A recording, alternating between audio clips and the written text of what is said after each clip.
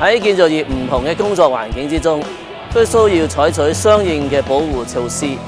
特別係工作環境會產生大量嘅塵埃，就要格外小心。不過，只要做足保護措施，肺塵埃沉着病係可以預防嘅。建造業安全轉例計劃成功將安全成為業界嘅標準之一。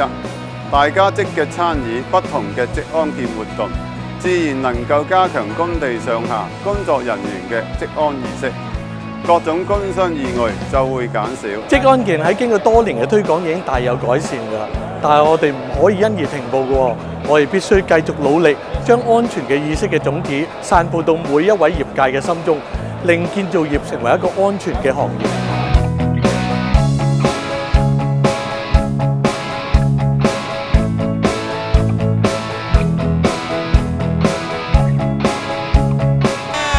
大家今日咧嚟到建造業安全獎勵計劃嘅嘉年華會，我哋好多 artist 朋友撐我哋 ，Jenny。我的廣闊天邊海角餘生。今日俾啲掌聲抗誰客。對的浪漫，身心瓦解，靈魂吹散。謝雷老師。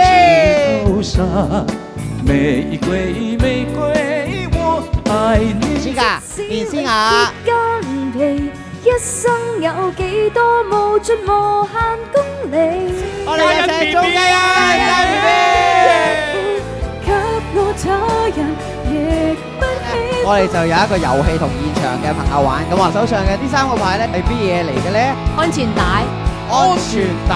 麻煩我呢都送個禮物俾佢，多謝你嚇。安全牌。答啱咗啦。OK，好。我哋而家要同大家講聲拜拜啦，下年再同大家見面，拜拜。